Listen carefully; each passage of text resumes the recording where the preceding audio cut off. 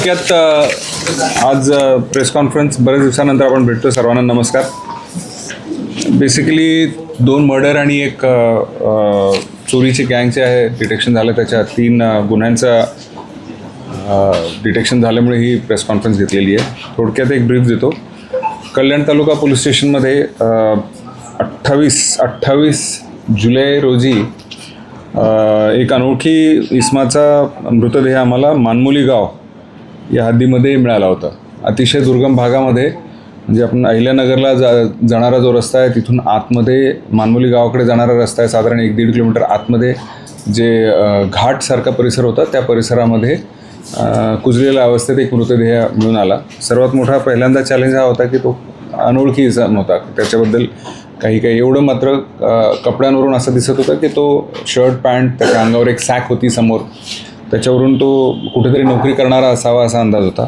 अधिक तपास केले असता त्या मैताची ओळख पटली आम्हाला आणि तो किशोरचंद्र कार्तिक साहू वय 42 देवगाव तालुका मुरबाड येथील राहणारा होता.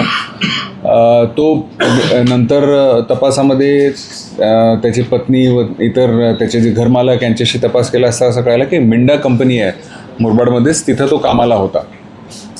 परंतु ज्या भागामध्ये ती डेड बॉडी मिळाली होती त्या ठिकाणी कसलाही CCTV फुटेज नव्हते. त्यामुळे कुठेही त्याच्याबरोबर कोण गेला, काय गेला ह्याच्या काही थांगपत्ता लागत नव्हता.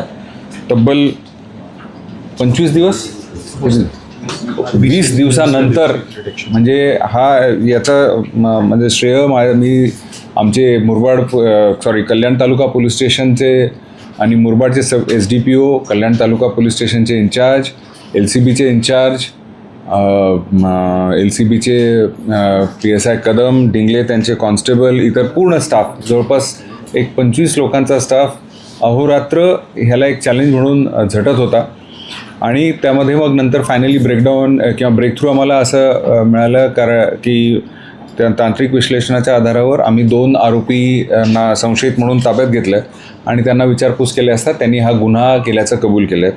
ते दोन्ही आरोपी आहेत सौरभ विश्वनाथ गोल्हे 24 वर्ष वय रायता कल्याणचे आणि ज्ञानेश्वर कंठे 28 वर्ष किनवली माजलगाव तालुका मुरबाड येथील आहेत. हे तिघेही मिंडा कंपनीमध्येच कामाला होते आणि त्याच्या ओळखीचे होते. हा, पहिली केस. आता लगेच मग बाईट सुरू करून टाकतो. दोघांनी. त्याच्या मागचं कारण बेसिकली ह्याचं थोडंसं समलैंगिक हे होते. तो त्यांना छेडत होता. हा सिनियर होता तिथे आणि हे तिथं टेम्पररी वर्कर म्हणून काम करत होते. त्याच्यामुळे त्या एका दृष्टीने ते सुपिरियर होता, सिनियर होता. त्यांना ते सारखं चीड होती त्याच्याबद्दल आणि म्हणून मग त्यांनी त्याचा उठसूट त्याला छेडणे किंवा हे करणे अशा प्रकारचं त्याचं हे होतं. त्या चिडेच्या ह्याच्यामध्येच त्यांनी या दोघांनी ठरवलं की ह्याचा काटा काढावा. यामध्ये आरोपीने जे वापरलेलं वेपन आहे ते हस्तगत झालं. सगळ्यात महत्त्वाचं म्हणजे त्याच्या अंगावर जी सोन्याची चेन होती ती चेनसुद्धा आम्ही रिकवर केलेली आहे आरोपितांकडून आणि त्यामुळे हा गुन्हा डिटेक्ट झालेला आहे. तर आता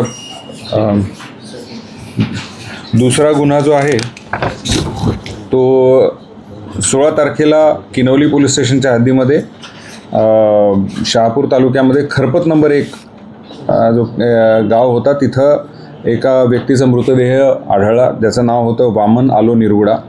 52 वर्षाचा होता आणि त्याच्याबद्दल तक्रार जी आहे त्याच्या पत्नीने दिली. ते जेव्हा घटनास्थळी आम्ही पोचलो त्या ठिकाणी असं दिसलं की त्याच्या अंगावर कुठल्या तरी धारदार शस्त्राने त्याच्या मानेवर वार केले होते, बहुधा कुऱ्हाड किंवा अशा तत्सम शस्त्राने. तिने अशी हकीकत सांगितली की तिचा पती जो आहे तो रात्री शेतामध्ये कामासाठी निघून गेला. रात्री उशिरापर्यंत काम करून यायचा परंतु पहाटेपर्यंत जेव्हा आला नाही तेव्हा त्याला शोधायला गेल्यावर त्याला दिसलं की नदीकाठी तिचा पती जो आहे तो मृतावस्थेत होता आणि त्याच्या अंगावर कोणत्या तरी शस्त्राने वार केल्याचे घाव दिसत होते. यामध्ये सुद्धा सगळ्यात मोठा चॅलेंज की अति दुर्गम भागामध्ये हे मृतदेह होतं. तिथंही कसल्याही प्रकारचं CCTV कॅमेराज किंवा कोणतेही सुगावा नसताना देखील किनवली पोलीस स्टेशन त्याचबरोबर LCBच्या स्टाफनी तांत्रिक विश्लेषणाच्या आधारे एक संशयित इसम जो होता, ज्याचं नाव काय नाव त्याचं, धनेश मेंगाळ हा त्या गावातलाच होता. आणि त्याचा जे अनैतिक संबंध मृतकाच्या पत्नीबरोबर होते आणि हा सारखा त्याच्या आड यायचा, म्हणून मग त्याचा काटा काढण्यासाठी ह्यांनी त्याचा खून केला. यामध्ये सुद्धा सगळ्यात महत्त्वाचं चॅलेंज हे की त्याला आजकाल OTT प्लॅटफॉर्म किंवा ह्याच्यावर सगळे माहिती आहे की कोणत्याही प्रकारचा तांत्रिक सुगावा ठेवायचा नाही आपल्याला. मोबाईल बंद करणे, कुठल्याही विटनेसेस नाही राहायला पाहिजे. पण तरीसुद्धा या दोघांचे अनैतिक संबंध होते याबाबत आम्हाला माहिती तांत्रिक विश्लेषणाच्या आधारे व त्याचबरोबर आमच्या सोर्सेसकडून किंवा जे गोपनीय सूत्र ह्यांच्यावरून मिळाली. आणि मग जेव्हा त्याला सिस्टमॅटिकली इंट्रॉगेट केलं तेव्हा त्यांनी मान्य केलं की हो, मी खून केलेला आहे. यामध्ये सुद्धा जो गुन्ह्यात वापरलेला हत्यार आणि हे आपण फिर्यादीची तिचा रोल नाही आहे, परंतु ती साक्षीदार यामध्ये हे उठेल. त्यांचा संबंध होते, ह्यात काही वाव नाही, ह्याच्यात काही दुमत नाही आहे. परंतु मर्डरमध्ये तिचा रोल नव्हता. ह्यांनी हे स्वतःहून केलेले कारस्थान आहे.